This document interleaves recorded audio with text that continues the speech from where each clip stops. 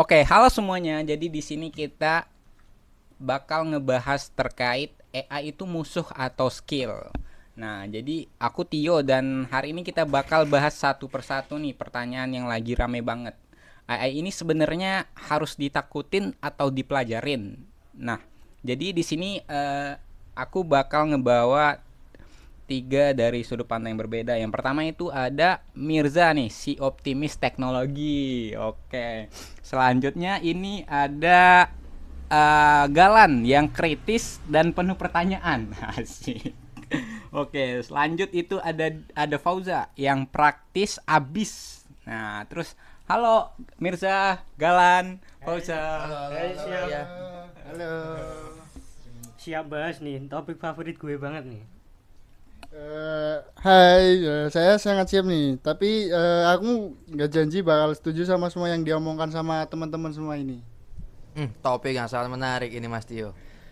Di sini aku cuma penasaran aja sih, bukan karena mau debat panjang ya. Langsung saja. Oke, kita mungkin langsung aja ya ke pertanyaan utamanya.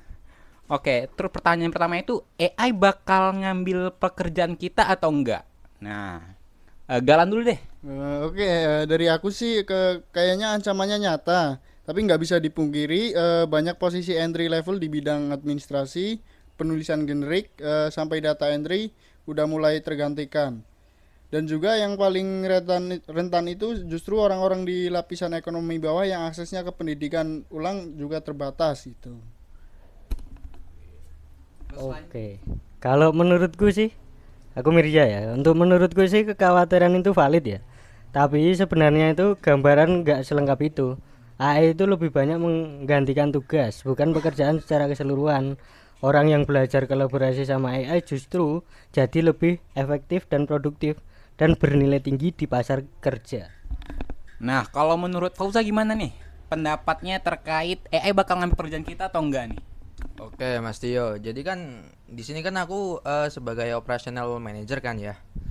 Jadi itu bener sih, kerjaan gue nggak hilang, tapi tugas-tugas repetitif kayak bikin laporan mingguan yang biasanya makan 4 sampai 5 jam itu sekarang bisa terpangkas, bahkan bisa selesai sampai 30 menit pakai AI. Jadi sisa waktu gue fokus ke hal yang butuh judgement manusia. Gitu Mas Tio. Oke, terima kasih ya yang udah tadi menjawab pertanyaan dari saya. Mungkin ini jadi kuncinya itu bukan takut atau nggak takut ya, tapi ini kita soal adaptasi.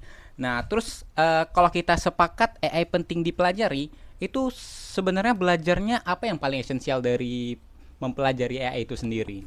Mungkin ini aku bakal pertama lanjut ke Mas Mirza dulu. Oke, siap. Kalau menurutku sih ini ya, nggak harus bisa coding atau ngerti machine learning gitu.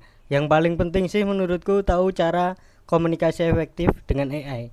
Tahu kapan harus pakai AI dan kapan juga enggak. Dan bisa evaluasi outputnya juga, apakah hasilnya itu benar atau ngaco. Nah, itu skill set yang realistis buat semua orang sih menurutku kayak gitu Mas Tio.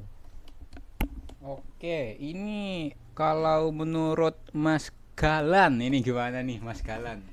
Oke, menurut aku sih nyambung juga sih itu langsung ke critical thinking karena AI bisa confident tapi salah. Istilahnya kayak hallucination atau halusinasi.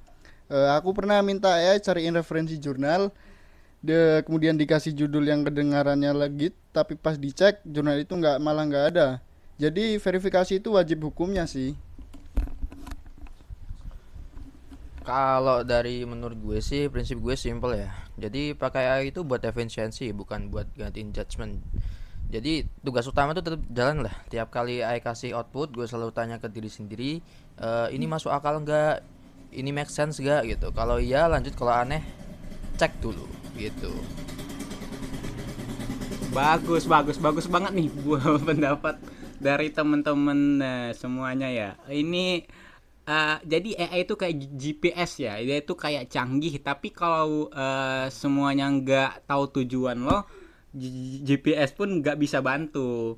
Jadi GPS itu juga kadang salah. Jadi mata lo tetap harus waspada sih.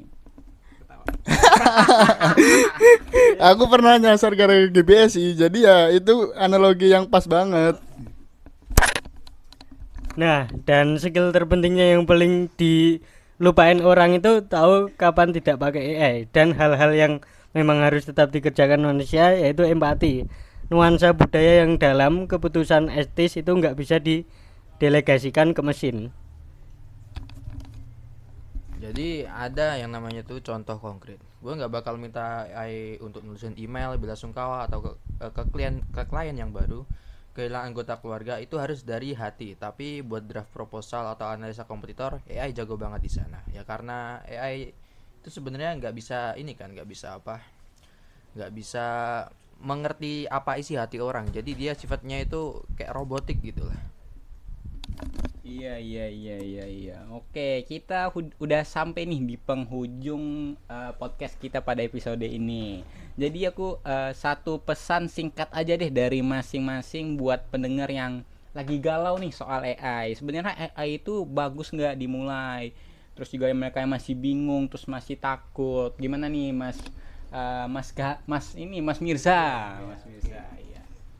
Kalau menurut saya sih ya, mulai hari ini itu menurut saya mulai hari ini, bukan besok-besok lagi, ambil satu tools AI yang relevan, misalnya apa gitu, Gemini atau ChatGPT atau apa gitu yang relevan menurutmu. Kalau misal desain ya apa Gamma apa gitu ya. Nah terus yang relevan dengan kerjaan lo atau tugas-tugas lo lah, coba untuk satu tugas kecil, nggak perlu kursus dulu, nggak perlu ngerti cara kerjanya, yang penting kamu mencoba dulu. Nah rasa ingin tahu itu akan mulai muncul dan bisa membuat rasa ingin tahu itu lebih besar lagi, gitu sih menurutku.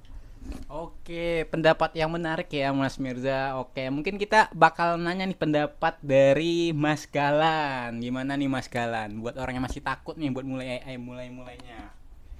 Oke, menurut aku sih jangan jadi konsumen pasif teknologi. Belajar AI bukan berarti ikut apa kata AI, tapi belajar berpikir kritis tentang AI. Misal ini dibuat siapa dan apa batasannya, dan aku akui diskusi ini bikin aku sedikit lebih optimis. Sedikit ya, karena besar kepala terlebih dahulu. Besar kepala ya. Oke. Oke ya, bagus. Itu pendapat dari Mas Galan. Oke banget nih, oke, jujur. Terus ini kita bakal nanya nih pendapat dari Mas Fauza. Gimana nih Mas Fauza nih? Ya kalau dari gue sendiri sih lebih ke mending fokus ke masalah lo, bukan ke teknologinya. Jadi jangan tanya gimana cara pakai AI, tapi tanya apa masalah pekerjaan di gue yang mungkin bisa dibantu AI. Nah dari sana semuanya jadi lebih jelas. Nah jadi kan kita kan selama ini kan pasti bergantung pada AI kan. Nah jangan 100% lah kita apa-apa harus AI. Jadi kita cuman fokus untuk mempercepat pekerjaan, bukan untuk mempercepat.